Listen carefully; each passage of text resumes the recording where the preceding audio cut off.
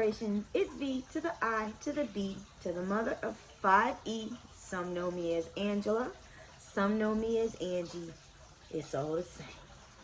Here we are. We are back with Breaking the Curse of Willie Lynch, The Science of Slave Psychology, and we are in Chapter 2. It's a short one today.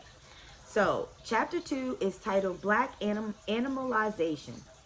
And the words that he has are in bold, so that these are the actual words from the letter.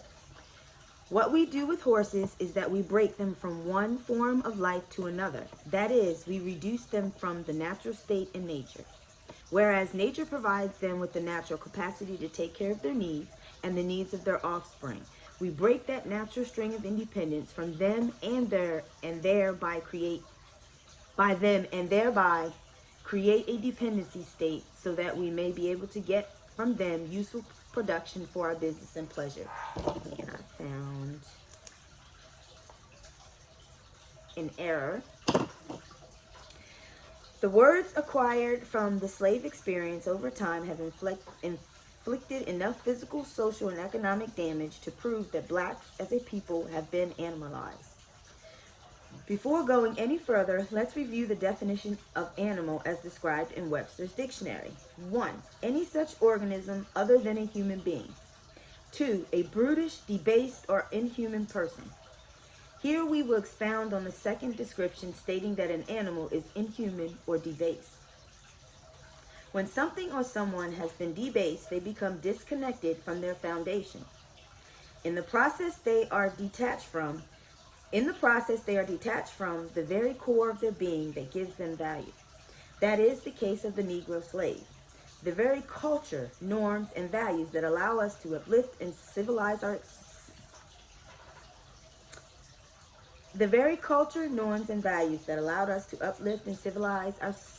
citizens according to our own standard. What makes a man and woman civilized? What makes us uncivilized? A people are considered civilized when they act in accordance to their understanding of the knowledge of the nature of themselves.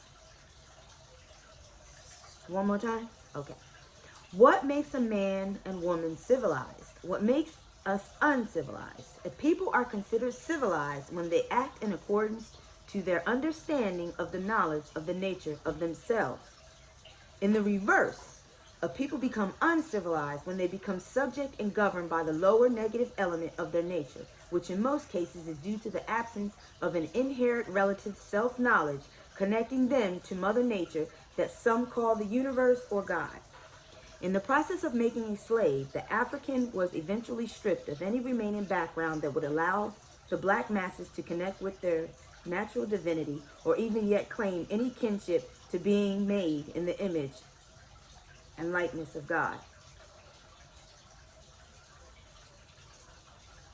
I hope y'all heard.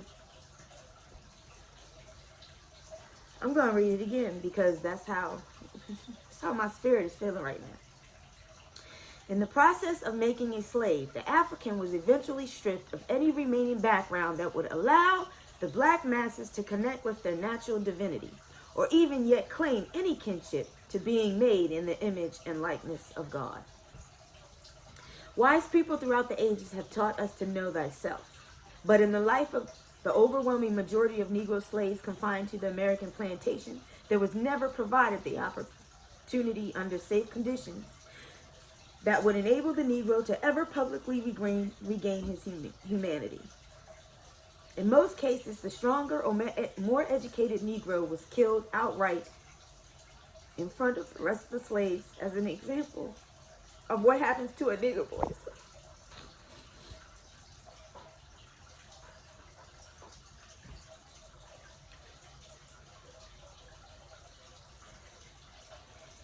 In most cases, the stronger or more educated Negro was killed outright in front of the rest of the slaves as an example of what happens to a nigger boy slave when he decides to become a human.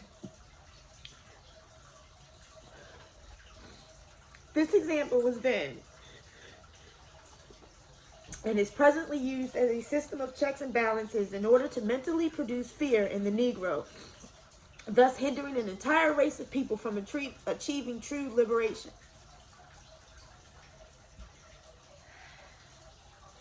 Making man exist in the state of an animal is a twofold process. First, there is the destruction of decent morals, which include the perversion of the people's traditional native religious practices and governing social norms.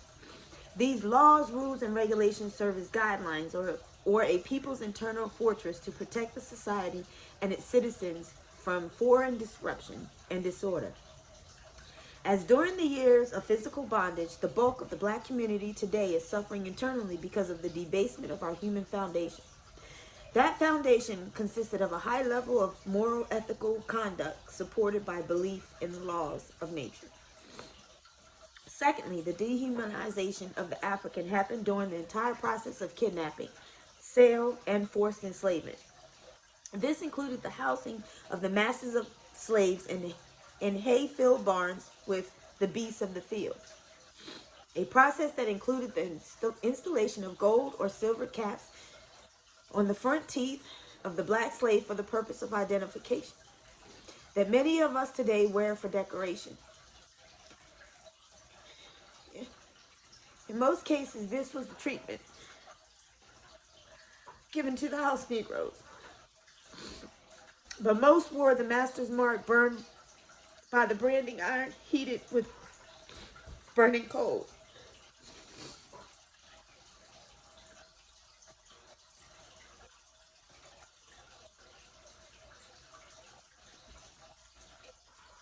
This is one of the early stages of dehumanization suffered by the Negro slave. And like then, today, many of us wear the symbols of the legacy of our oppressors on our black bodies. This second phase deals with the spiritual perversion of a people based on training the black African under a Western, psychologically domesticated system of indoctrination.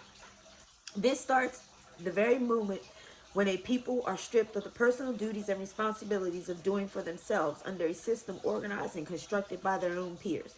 The Willie Lynch method explained this as the creation of a state of dependency.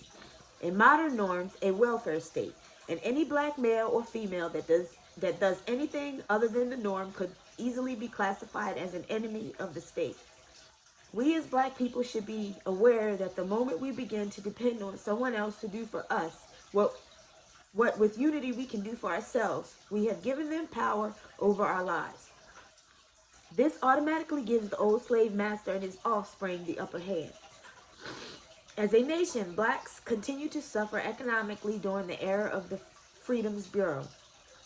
In our ignorance to do something for ourselves, we were forced to turn right back around and offer black labor to the former slave masters in the form of sharecropping. And my family were sharecroppers.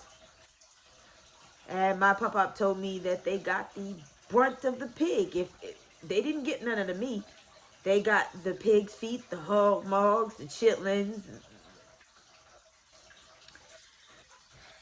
Look very carefully at the name of the committee organized to conceptualize, and define what freedom would be to the Negro slave after being released from their state of physical captivity. The word freed in the term Freedmen's Bureau implies that we are released by the permission of another power and we had no responsibility in the planning of our own liberation. Proof is in the underlying root meaning of freed man. We as a people will never get true respect equal to the level of our nations because we had nothing to do with our own freedom. Therefore, 137 years later, we still do not enjoy nor do we benefit from the fruits of our labor as a whole, like people from other cultures that have recently crossed over the borders of North America. Did I not just speak on that this morning?